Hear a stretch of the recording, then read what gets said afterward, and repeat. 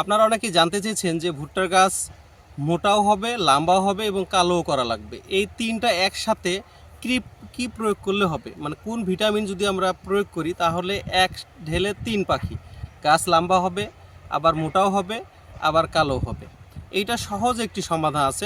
ভুট্টা বপন থেকে শুরু করে আপনার ভুট্টার বয়স যদি আপনার 30 থেকে 35 দিন পার হয়ে থাকে বা 40 দিনের কাছাকাছি হয়, সেক্ষেত্রে আপনাকে কি করতে হবে? স্প্রে করতে হবে। হচ্ছে ফ্লোরা মানে পিজিআর নিতে হবে, দ্বিতীয় হচ্ছে সালফার, আর তৃতীয় হচ্ছে আপনার চিলেটেড জিঙ্ক।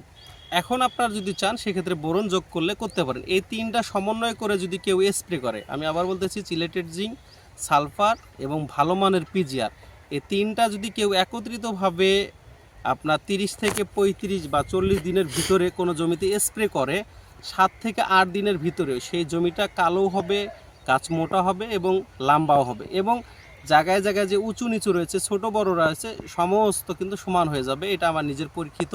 আপনারা এইটা স্প্রে করতে পারেন। এখন স্প্রের যে নিয়মটা সেটা হচ্ছে, আমি আমার মতো করে বলতেছি, সেটা হচ্ছে সালফার হচ্ছে বিঘাপতি আপনার 300 থেকে 400 গ্রাম নেবেন।